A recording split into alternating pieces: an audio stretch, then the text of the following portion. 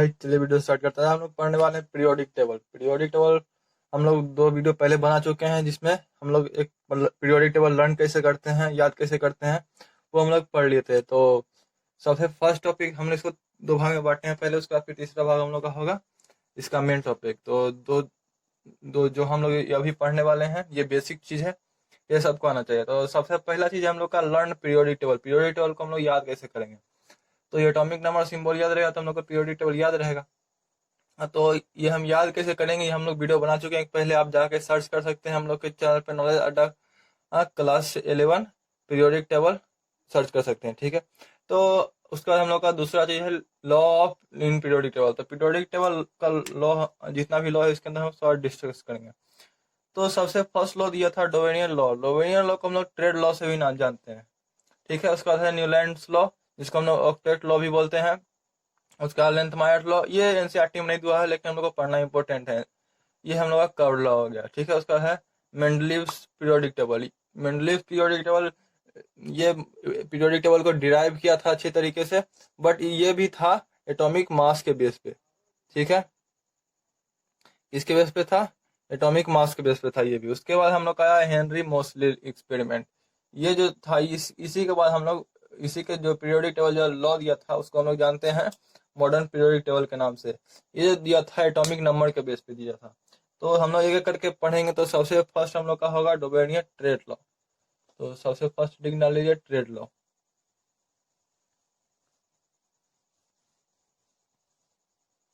तो trade law में होता क्या है कि कोई भी दो एलिमेंट, कोई भी 3 एलिमेंट के जो बीच का जो एलिमेंट होता है, वो दोनों एलिमेंट का एवरेज निकलता है उसका मास। तो चलिए जानते हैं। तो जैसे कोई भी एबीसी एलिमेंट है, एबीसी कोई भी 3 एलिमेंट है, ठीक है। तो इसका मास जो निकलता है एटॉमिक मास, इसका जो एटॉमिक मास निकलता है वो निकलता है A+C/2। अगर जो हम मिडिल टर्म का एटॉमिक मास निकालेंगे तो A+C/2 कर देंगे तो हम लोग इसका एटॉमिक मास जान सकते हैं, ठीक है। ये जो बताया था डोवेन ट्रेड लॉ में जो बताया गया था वो ग्रुप के लिए एप्लीकेबल था। ये खाली ग्रुप में एप्लीकेबल होता है, ठीक है। ये जो ट्रेड लॉ था ये खाली ग्रुप में काम करता था, ठीक है। ये कुछ ही एलिमेंट के लिए ये एप्लीकेशन था, इसलिए ये फेल हो गया। इसके बाद हम लोग का आता है ऑक्टेट लॉ। तो दूसरा लॉ हम लोग का क्या है? Octet law. तो हेडिंग डालिए अब ऑक्टेट लॉ।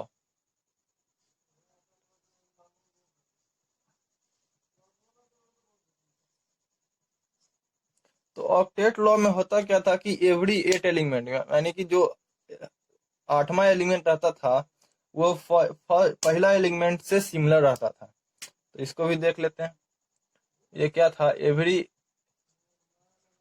8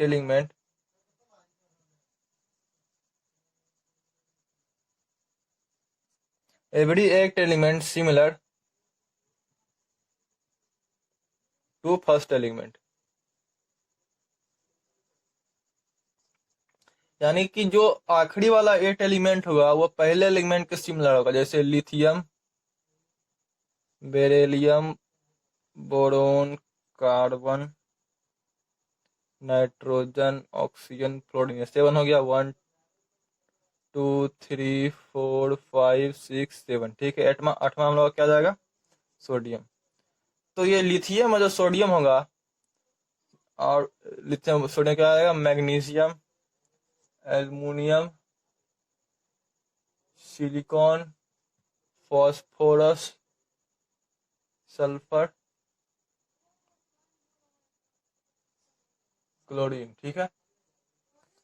तो ये जो था हम लोग का लॉ जो दिया था, ऑक्टेट लॉ जो दिया गया था, वो बोला था कि एवरी 8 एलिमेंट, ये जो फर्स्ट एलिमेंट और 8वां एलिमेंट हुआ, इन दोनों का जो प्रॉपर्टी हुआ वो सिमिलर होगा एक दूसरे से। इन दोनों का प्रॉपर्टी सिमिलर होगा, ठीक है। तो ये कहाँ तक एप्लीकेबल हुआ? ये एप्लीकेबल हुआ कैल्शियम तक, ठीक है। इसके बाद ये लॉ फेल कर गया आके, ठीक है। तो कैल्शियम के बाद हम लोग का आता है स्कैंडियम। स्कैंडियम और बेरिलियम, एल्युमिनियम, ये हम लोग का पी ब्लॉक का एलिमेंट हो गया। और स्कैंडियम हम लोग का हो गया डी ब्लॉक का एलिमेंट, इसलिए इन दोनों का जो सिमिलरिटी नहीं दिख रहा था, इसलिए ये लॉ भी फेल हो गया। उसके बाद हम लोग का आता है थर्ड लॉ है लेंथमायर्स कर्व लॉ, इसको हम लोग कर्व लॉ बोलते हैं, ठीक है। ये हम लोग का था ऑक्टेट लॉ। अब हम लोग का थर्ड लॉ है, तो चलिए डालते हैं। थर्ड लॉ है कर्व लॉ।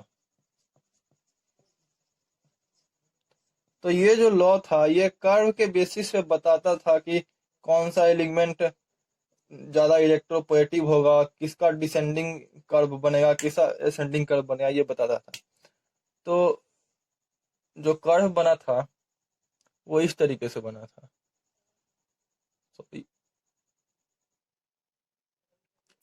जो हम लोग का कर्व बना था वो इस तरीके से बना था। ये अच्छा से बन नहीं रहा है डायग्राम।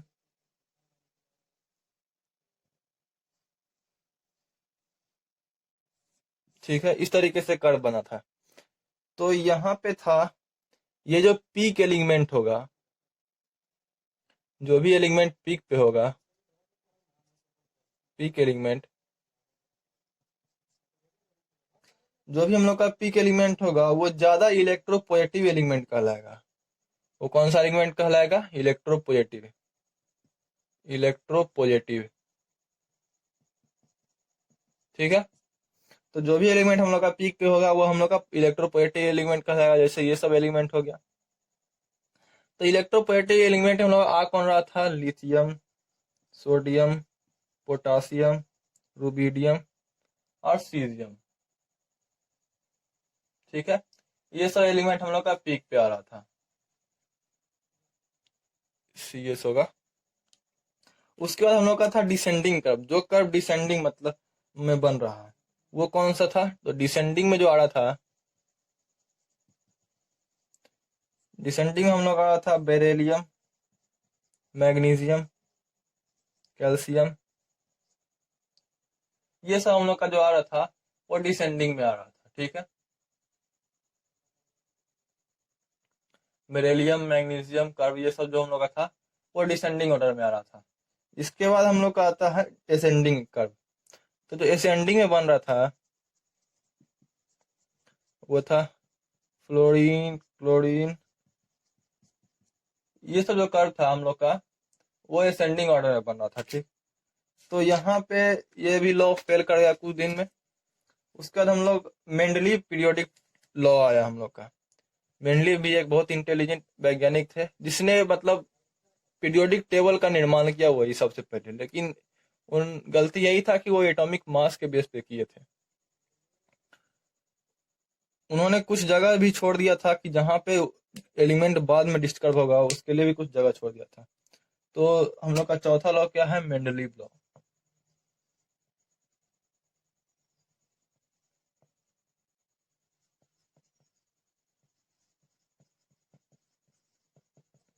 मेंडलीव पीरियोडिक लॉ, ठीक है। तो मेंडलीव पीरियोडिक लॉ बताता है कि केमिकल और फिजिकल प्रॉपर्टी डायरेक्टली प्रोपोर्शनल होता है इंक्रीजिंग एटॉमिक मास के। क्या बताता है? Chemical property and physical property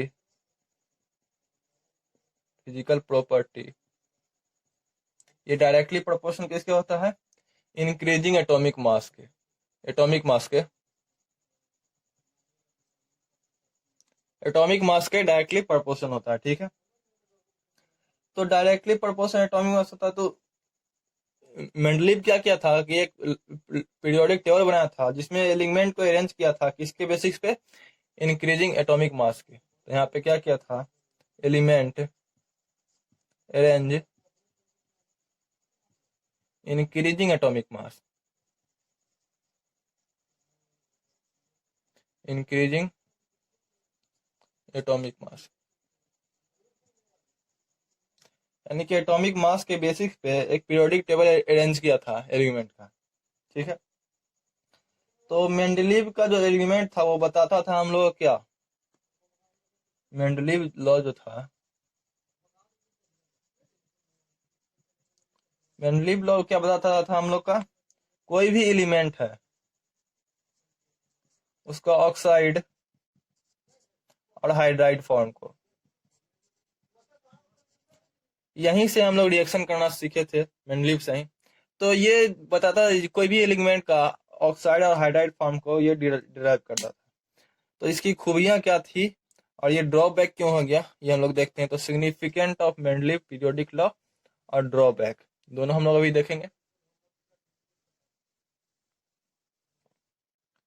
तो सबसे पहले हम लोग देखते हैं यहाँ पे सिग्निफिकेंट।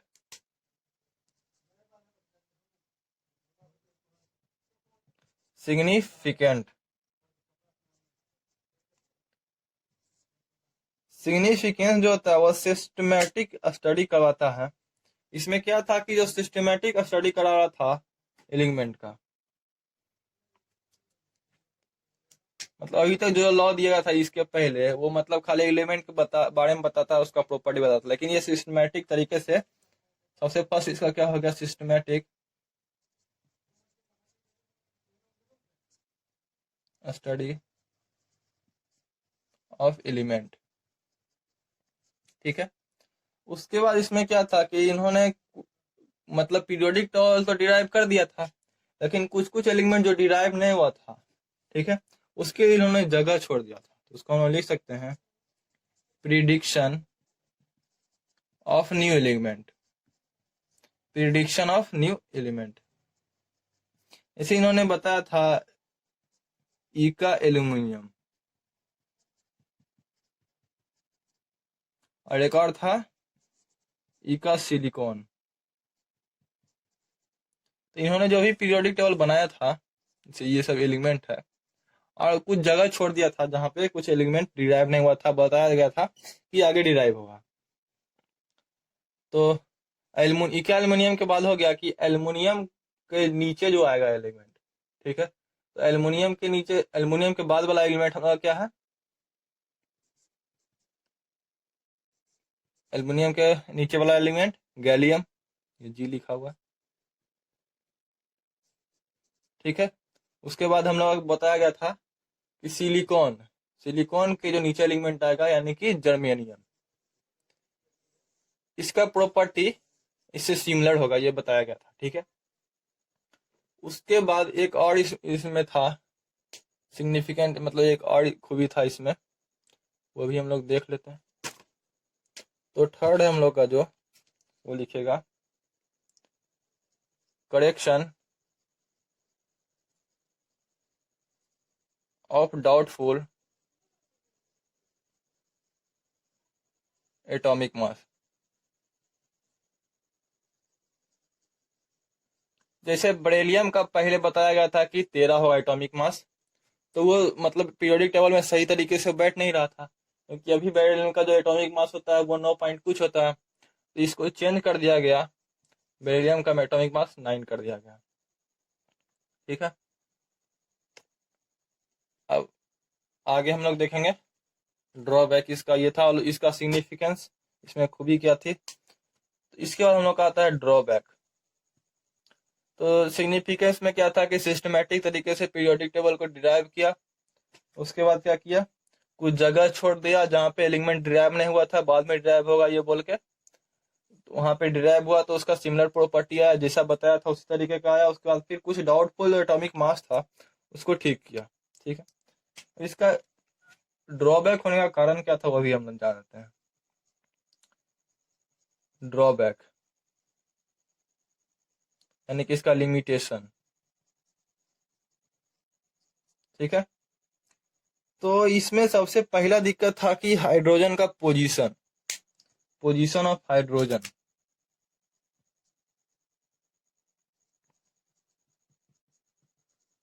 पोजीशन ऑफ हाइड्रोजन, क्योंकि इसने आइसोटॉप्स का जो जगह था वो फिक्स ही नहीं किया था, ये दिक्कत था। उसके बाद दूसरा था कि जो पेयर बन रहा था एलिमेंट का,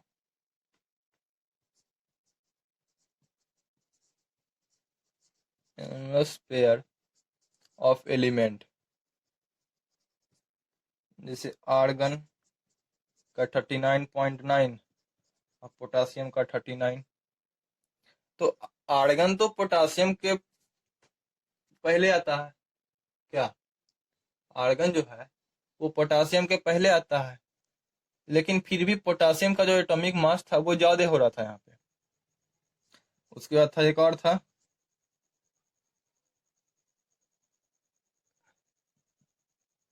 इसका था 58.9 और नियोन का क्या था 58.7। एक एलिमेंट और था टी, इसका था 127 और इसका था 126.9। तो ये प्रॉब्लम था इसमें। उसके बाद एक और प्रॉब्लम था इसमें, क्या आइसोटॉप्स का जो जगह था वो इन्होंने डिसाइड नहीं किया था। ठीक है, तो ये था लॉ ऑफ पीरियोडिक टेबल का 4 लॉ हम लोग देख लिए जो एटॉमिक मास पे बेस्ड था। अब हम लोग चलते हैं मॉडर्न पीरियोडिक टेबल पे, हेनरी मोसले एक्सपेरिमेंट। इसको भी साफ कर देता हूँ।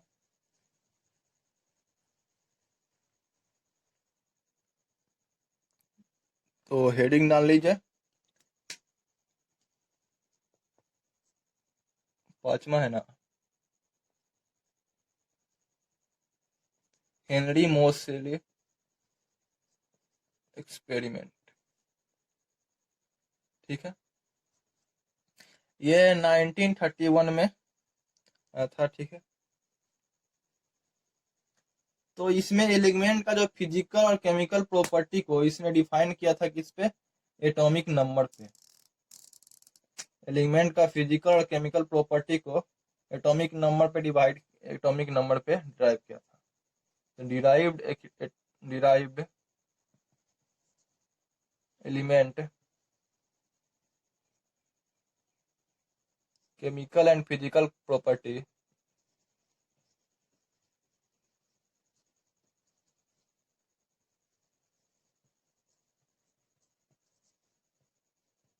इन्वेस्ड एटॉमिक नंबर, एटॉमिक नंबर के बेसिस पे डिराइव किया था, जिसको हम लोग मॉडर्न पीरियोडिक टेबल के नाम से जानते हैं। तो इन्होंने जो ग्राफ बनाया था जेड और रूट फ्रीक्वेंसी का, तो वो ग्राफ तो था स्ट्रेट लाइन में चला गया था। जेड मतलब यहाँ पे हो गया हम लोग का एटॉमिक नंबर। तो 1931 में इन्होंने 38 एलिमेंट लिया था, 38 एलिमेंट लिया था, जो कि एल्युमिनियम से लेके गोल्ड तक, एल्युमिनियम से लेके गोल्ड तक आप लोग गिन सकते हैं, 38 एलिमेंट था। इन्होंने इलेक्ट्रॉन को बम्बार्ड कराया, तो यहाँ से कुछ रे निकला, एक्स रे, जिसकी कुछ फ्रीक्वेंसी भी थी। तो इन्होंने इलेक्ट्रॉन को बम्बार्ड कराया, तो यहाँ से पता चला कि जो फ्रीक्वेंसी है वो डायरेक्टली प्रोपोर्शनल है एटॉमिक नंबर के। तो उसके बेसिस पे ये ग्राफ बनाया। फिर इन्होंने जो एलिमेंट का रिएक्शन जो कराया था, उसमें इलेक्ट्रॉन और नंबर ऑफ प्रोटॉन, इसके बेसिस पे एटॉमिक नंबर डिसाइड किया। इसमें कुछ मैजिक नंबर भी था। मैजिक नंबर क्या था वो सभी जानते हैं, 2, 8, 8, 18, 18 और 32। ठीक है, तो जैसा कि लिथियम, सोडियम, पोटासियम, रुबिडियम। ठीक है, लिथियम का होता है 3, 11, इसका 19, इसका 37। तो इन दोनों के बीच का गैप 8, इन दोनों के बीच का गैप 8 और इन दोनों के बीच का गैप 18। तो आप देख सकते हैं मैजिक नंबर पे इन्होंने डिराइव किया था। तो हम लोग अब पढ़ेंगे long form of periodic table. ठीक है, तो आप लोग पीछे वाला वीडियो देख लीजिए, जाके चैनल पे डाला हुआ है, आप लोग सर्च कीजिएगा तो मिल जाएगा। चैनल पे प्लेलिस्ट में भी है, तो आप उसमें जाके देख सकते हैं। हम लोग का जो नेक्स्ट है long form of periodic table.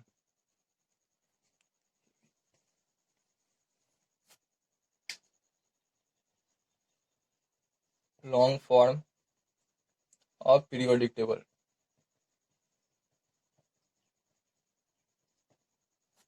ठीक है, तो सबसे पहले हम लोग पीरियोडिक टेबल बना लेते हैं। पीरियोडिक टेबल बनाना है, इसको थोड़ा सा छोटा कर दो।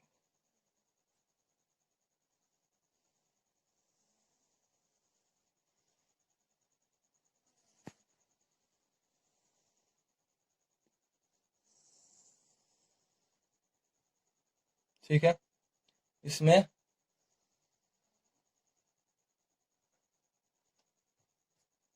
दो ग्रुप, इस ब्लॉक में दो ग्रुप, ठीक है, इस ब्लॉक में दो ग्रुप और डी ब्लॉक में 10 ग्रुप। 1 2, ये हो गया 3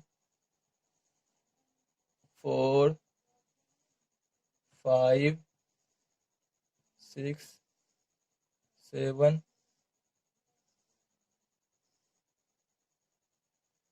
8 9 10 11 12, ठीक है। और पी ब्लॉक में 5 13 14 15 16 17, 13 14 15 16 17, ये हम लोग का हो गया ग्रुप। अब पीरियड, तो 7 पीरियड होता है। 1 2 3, फोर्थ पीरियड से डी ब्लॉक स्टार्ट होता है। 4 5 6 और 7, ठीक है। इधर भी हो जाएगा 1 2 3 4 5 6 और 7। तो ये हम लोग पीरियोडिक टेबल पे बना लिए, हम लोग का long form of periodic table इस तरीके से। तो अब यहाँ पे हम लोग क्या करेंगे, इलेक्ट्रॉन को एक एक करके फिल करेंगे। तो चलिए करते हैं। Hydrogen, sorry,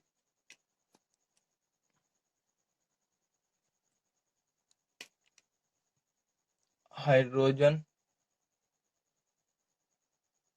lithium, sodium, potassium, rubidium, caesium और फ्रांसियम। उसका इसमें क्या होगा, बेरिलियम, मैग्नीशियम, सोडियम, ये हो गया इसका। और फिर इधर क्या हो जाएगा हम लोग का,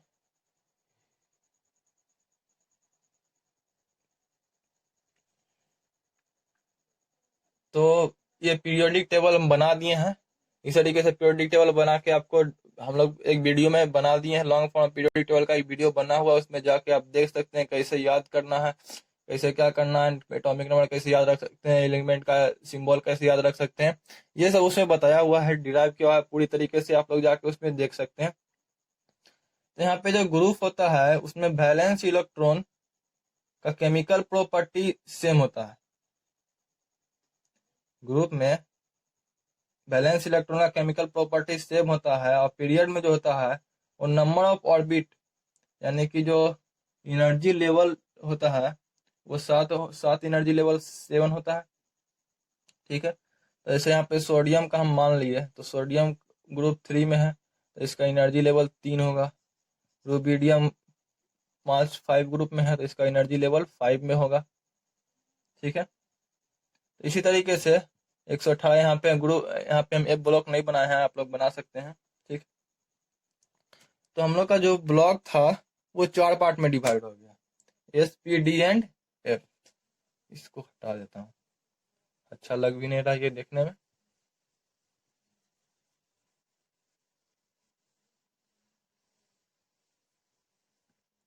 तो ग्रुप जो था हम लोग का, ब्लॉक जो था वो 4 पार्ट में डिवाइड हुआ, किसमें, एस पी डी और एफ में।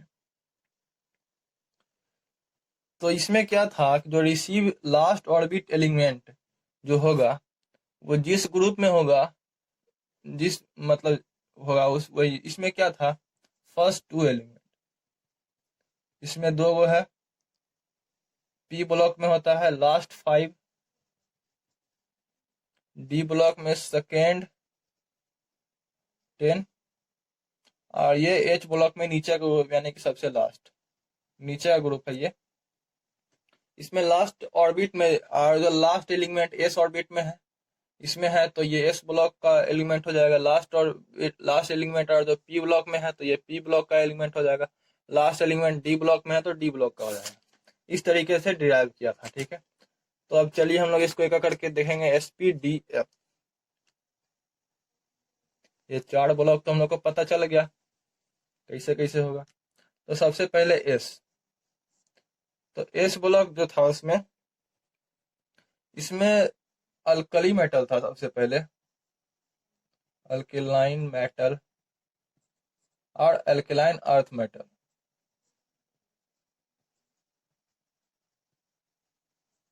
ठीक है। तो S ब्लॉक इसमें डिवाइड हो गया अल्कली मेटल और अल्कलाइन अर्थ मेटल में। डी ब्लॉक जो था, डी ब्लॉक के टोटल एलिमेंट को हम लोग क्या बोलते हैं, ट्रांजिशन एलिमेंट, ठीक है। अब रहा हम लोग का पी ब्लॉक।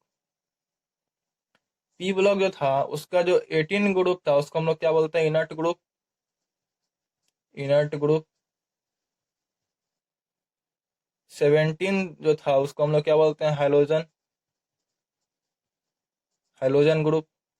16 को हम लोग बोलते हैं कैल्कोजन। 15 को हम लोग क्या बोलेंगे, निक्टोजन, निक्टोजन। 14 हो गया हम लोग का कार्बन फैमिली, और 13 हो गया हम लोग का बोरॉन फैमिली, ठीक है। उसके बाद हम लोग का बचा अब एफ ब्लॉक। एफ ब्लॉक जो था वो 2 पार्ट में डिवाइड हो गया, लेंथेनाइड और एक्टिनाइड। तो सबसे पहला क्या था, लेंथेनाइड, और सेकेंड क्या था, एक्टिनाइड। लेंथेनाइड स्टार्ट किससे होता है, सीरियम से, और एक्टिनाइड स्टार्ट होता है थोरियम से। हमेशा याद रखिएगा, क्वेश्चन पूछ देता है कि लेंथेनाइड का एलिमेंट किस चीज से स्टार्ट होता है, तो सीरियम, और एक्टिनाइड थोरियम। लेंथेनाइड लेंथेनियम से स्टार्ट नहीं होता है, सीरियम से स्टार्ट होता है। लेंथेनियम 8 ब्लॉक का, डी ब्लॉक का हो गया, और सीरियम हो गया वो एफ ब्लॉक एलिमेंट हो गया, ठीक है। तो SPDF इसमें अब हम लोग चलेंगे, ये देख लिया SPDF। अब कुछ नेमिंग एलिमेंट कर लेते हैं, IUPAC नेमिंग ऑफ एलिमेंट, जो कि 100 एटॉमिक नंबर के बाद आता है। कुछ जो क्वेश्चन इंपॉर्टेंट पूछ देता है, कुछ इंपॉर्टेंट एलिमेंट का हम लोग नाम भी देख लेते हैं।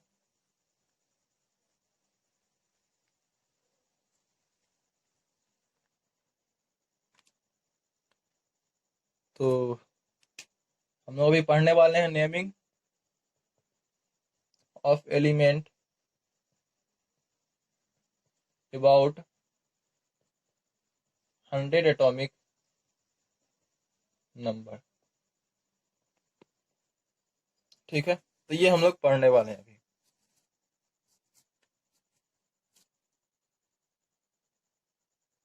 तो सबसे पहले हम लोग का आता है एविएशन और IUPAC।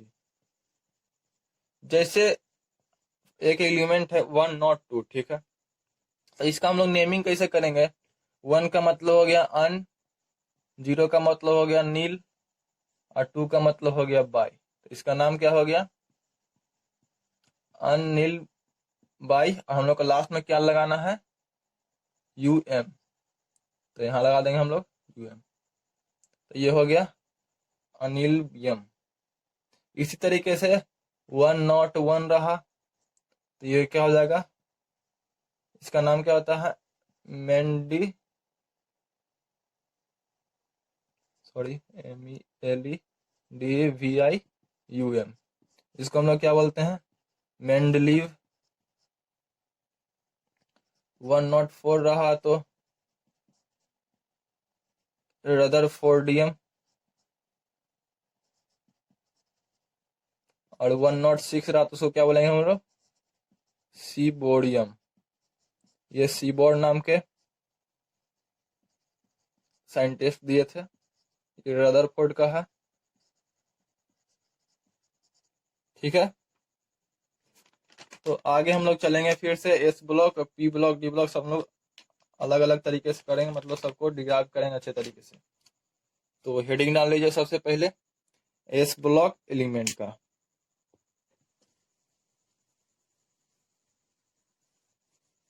एक लेक्चर और लग जाएगा इसमें। तो सबसे पहला क्या है हम लोग का एस ब्लॉक।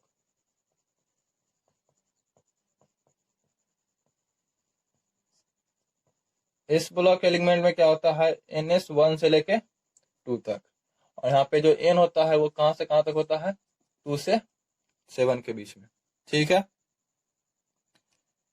तो इस ब्लॉक में जो होता है एक्सेप्शन क्या होता है, एक्सेप्शन जो होता है, एग्जांपल नहीं, एक्सेप्शन लिखा हुआ है, से हीलियम का जो होता है वो होता है 1s2। इसका जो लास्ट इलेक्ट्रॉन होता है वो एस ब्लॉक में होता है, लेकिन ये कहाँ पे है, ये पी ब्लॉक में प्लेस्ड है। इसका जो लास्ट एलिमेंट होता है, लास्ट इलेक्ट्रॉन, वो किस में होता है, एस ब्लॉक में, लेकिन ये है कहाँ पे, पी ब्लॉक में। ठीक है, तो इसमें जो फर्स्ट ग्रुप है, फर्स्ट ग्रुप को हम लोग क्या बोलते हैं,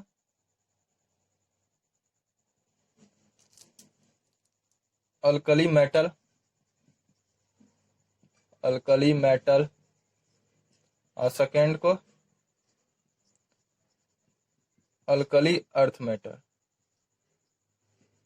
अर्थ मेटल। ठीक है, इस ब्लॉक के जितने भी एलिमेंट होते हैं सब मेटल होते हैं। अब हम लोग का आता है पी ब्लॉक, ये था हम लोग का एस ब्लॉक। अब नेक्स्ट है हम लोग का पी ब्लॉक एलिमेंट। तो पी ब्लॉक एलिमेंट जो होता है वो कहां से कहां तक लाई करता है, उसका जो लास्ट होता है, पी ब्लॉक एलिमेंट सबसे पहले तो 13 से लेकर 18 तक होता है। ठीक है, इसका जो जनरल फॉर्मूला होता है NS2 NP1 से लेके 6 तक। यहाँ जो N होता है वो 2 से लेके 7 तक होता है। ठीक है, P जो होता है वो fill, then S almost fill, almost. इसका मतलब क्या हो गया, जब P ऑर्बिटल पूरी तरीके से फिल होगा तो ये समझ लीजिएगा कि S ऑर्बिटल हमेशा पूरी तरीके से फिल। तो P ब्लॉक में कौन कौन सा एलिमेंट है, मेटल है, सेमी मेटल है, नॉन मेटल है। ठीक है, अब है हम लोग का डी ब्लॉक एलिमेंट।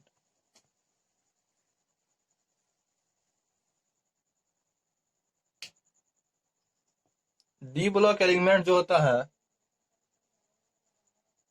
वो 3 से लेकर के 12 तक होता है। डी में टोटल क्या होता है, डी 1 से लेकर 10 तक। इसका जनरल फॉर्मूला होता है वो होता है N-1, डी 1 से लेकर 10, NS 1 से 2, यहाँ से N का होता है N=4। तो 4 का मतलब हो गया 3D होगा, 4D होगा, 5D होगा और 6D होगा। ठीक है, डी में ये 4 होते हैं। डी स्टार्ट किससे होता है, 3D से स्टार्ट होता है, 3D एलिमेंट से। इसमें एक्सेप्शन क्या है, तो एक्सेप्शन है पैलेडियम, इसका क्या होता है 4D10 और 5S0। इसमें डी में 10 इलेक्ट्रॉन है लेकिन एस में एक भी इलेक्ट्रॉन नहीं है। ठीक है, अब आता है हम लोग का एफ ब्लॉक। तो एफ ब्लॉक हम लोग जानते हैं दो तरीके से जुटा हुआ है, एक है लेंथेनाइड, दूसरा है एक्टिनाइड।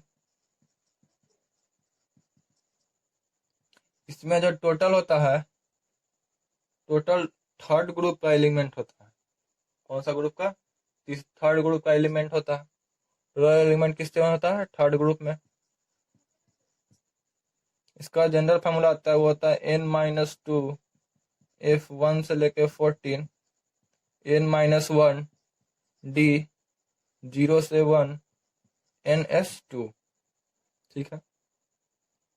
इसमें जो N होता है वो 7 होता है, 4F 5F ये 2 इसमें होता है।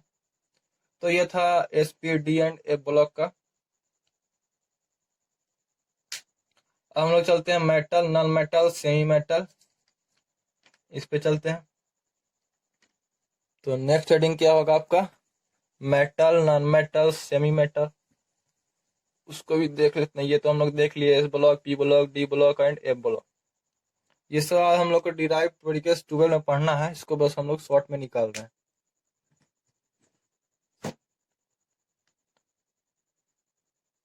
तो चलिए स्टार्ट करते हैं। सबसे पहले मेटल। मेटल किस में भी होता है? S में होता है, P में होता है, F में होता है। S में होता है, D में होता है, P में नहीं होता। D में होता है, F में होता है, P में भी कुछ एलिमेंट होता है, P में सम एलिमेंट। इसमें क्या होता है? सम एलिमेंट, कुछ एलिमेंट होता है।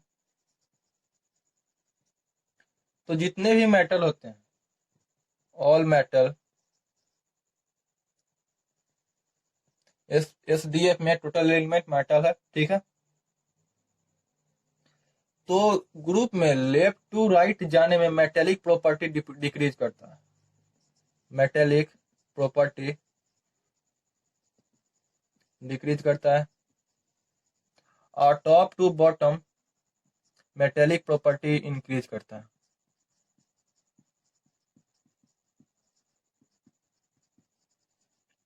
ठीक है। अब इसके बाद आता है हम लोग का नॉन मेटल। मेटल हो गया, इसका हम लोग क्या आएगा? Non metal.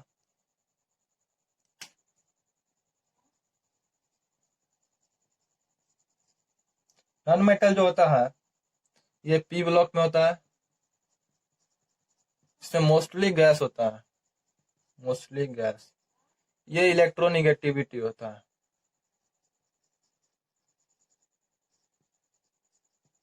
ये इलेक्ट्रोनिगेटिव होता है। उसका हम लोग का आता है सेमी मेटल।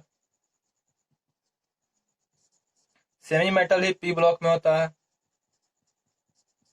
जैसे Si, सिलिकॉन, गैलियम, स्ट्रोंशियम, ठीक है। ये सब एलिमेंट हो गया सेमी मेटल। अब है इसमें कुछ और है, जैसे ट्रांजिशन मेटल, ट्रांजिशन एलिमेंट।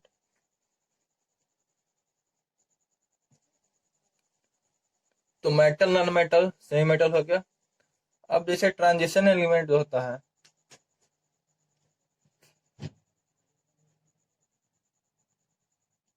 इसमें सबसे पहले synthetic element. Synthetic synthetic element जो होता है वो आफ्टर 92 के बाद आता है। जैसे ये हो गया, 92 के बाद जितने भी एलिमेंट आते हैं वह सिंथेटिक एलिमेंट होते हैं। नेचुरल एलिमेंट,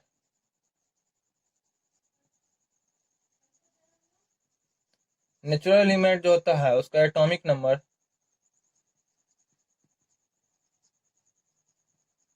92 तक होता है। यानी कि 92 तक हो गया नेचुरल एलिमेंट, और 92 के बाद हो गया सिंथेटिक एलिमेंट, ठीक है। अब एक और होता है रेडियो एक्टिव एलिमेंट। क्या होता है? Radio active element.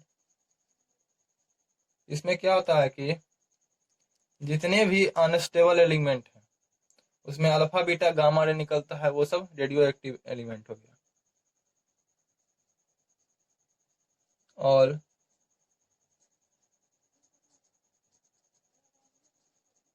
एलिमेंट इसमें सब अनस्टेबल होते हैं। इसमें अल्फा बीटा और गामा रे भी निकलता है, तीन निकलता है, ठीक है। तो ये देख लिए हम लोग मेटल, नॉन मेटल। अब हम लोग चलते हैं टाइप्स ऑफ ऑक्साइड में। नेक्स्ट हम लोग क्या है? Types of oxide.